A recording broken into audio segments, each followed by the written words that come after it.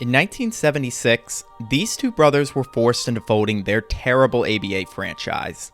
But believe it or not, this turned out to be one of the most lucrative decisions they could have ever made, as this one misfortune would eventually lead to them robbing millions of dollars from the NBA. So, how did they do it? Well, to understand this, we have to go back to the beginning. Back in the late 60s and 70s, you guys probably already knew that there was another professional basketball league that rivaled the NBA called the ABA, meaning you also probably knew that the two leagues merged together in 1976. But one thing you may not know is that since its inception, it was always the ABA's goal to merge with the NBA, which is why most investors bought ABA teams in the first place. They could buy them for a fraction of the price that an NBA expansion team cost at the time, and then, when the merger inevitably happens, they would become owners of an NBA franchise. That vision was no different for Ozzie and Daniel Silna either.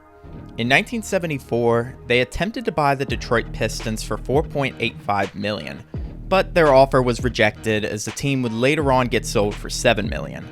As a result of this, the Silna brothers would then shift their focus onto the ABA, buying the Carolina Cougars for only $1 million and moving the team to a bigger market in St. Louis, which had the largest US TV market of any city without a professional basketball team at the time. Unfortunately, this plan didn't really work out as well as they had hoped, as they had two tumultuous seasons resulting in not a lot of wins, several millions of dollars in debt, and fan attendance that was even lower than your average WNBA game. To be fair, none of the ABA teams were doing very well financially at this time, so when the merger happened in '76, there were only 7 ABA teams left to choose from, and the NBA was only willing to accept 4 of them. And unfortunately for the Silna brothers, the Spirits were not selected, as the NBA didn't view St. Louis as a viable market for professional basketball, and they were ultimately forced to dissolve their franchise. This made the Silna brothers quite angry, as they desperately wanted an NBA franchise, only they didn't realize it yet, but this was the best possible outcome they could have asked for. But we'll get to that in a bit. For now, let's talk about the 4 teams that did make it into the NBA. Those teams being the Denver Nuggets, the New York Nets, the San Antonio Spurs, and the Indiana Pacers. Like I said before, the ABA as a whole was struggling hard financially, and these teams also desperately wanted to get into the NBA.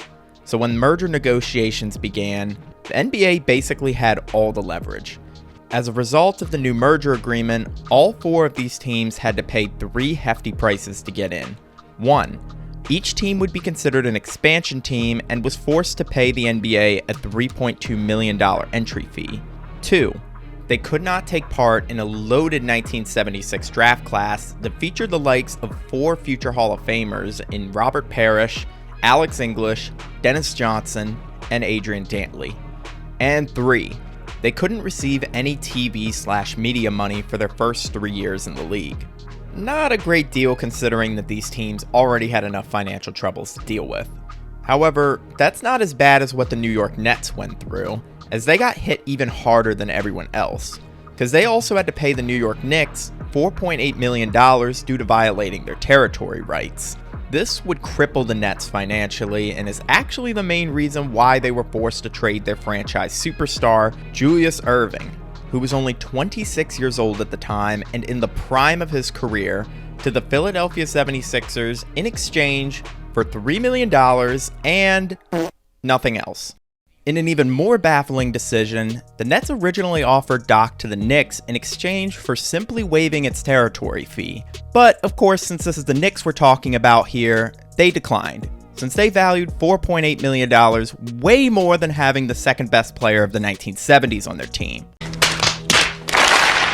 Anyway, as for the other 3 teams that weren't accepted by the NBA, they were forced to be bought out. Luckily for the NBA, they didn't have to buy out Virginia as they folded just before the merger negotiations. Kentucky owner John Y. Brown quickly and happily accepted $3.3 million to shut down his franchise, which turned out to be a pretty good deal since he proceeded to spend half of that money to buy the Buffalo Braves of the NBA. Which is kinda crazy because the 4 teams that actually got to join the NBA all got crushed financially. Meanwhile, Brown bought into the league and still pocketed $1.5 million. But even this is nothing compared to what the Silnas received for folding the Spirits. As I've previously mentioned, the Silnas were angry to not be part of the NBA, and unlike Brown, they weren't willing to fold their franchise so easily. The Silna brothers and their attorney, Donald Shupak, argued with the NBA right into the eve of the merger, demanding that the Spirits become part of the league. Now, even though Shupak knew that the NBA was never going to accept them, he also knew that there would be no merger until he was satisfied. So, they decided to take advantage of the rest of the team's desperation to get into the league by demanding for and ultimately receiving two things. One, the Silnas would receive compensation for any St. Louis Spirit player drafted into the league, which resulted in $2.2 million cash. But the second part of this deal is how they really robbed the NBA.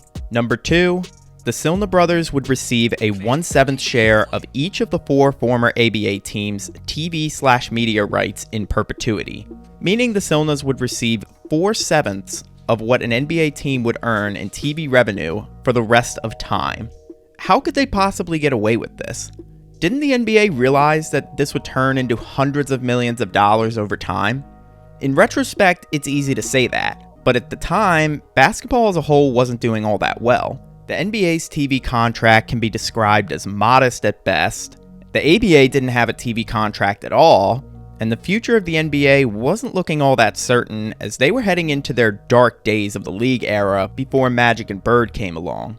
This caused ABA teams to grossly undervalue how much 1/7 of their TV rights was actually worth, estimating it to be around $1 million in perpetuity, but that couldn't have been any further from the truth.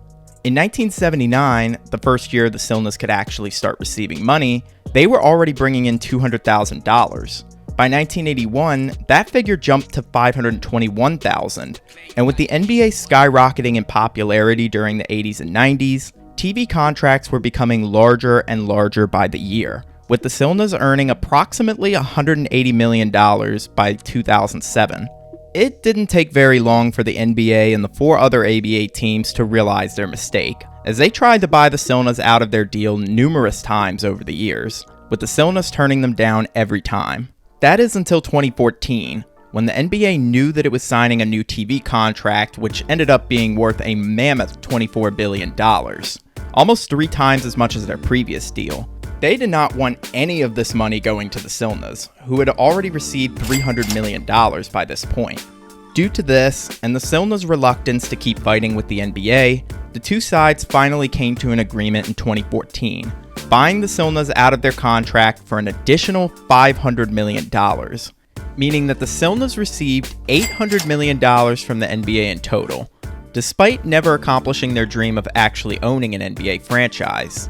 Just goes to show that even though life doesn't always go the way we want it to, sometimes it can go even better than we ever imagined.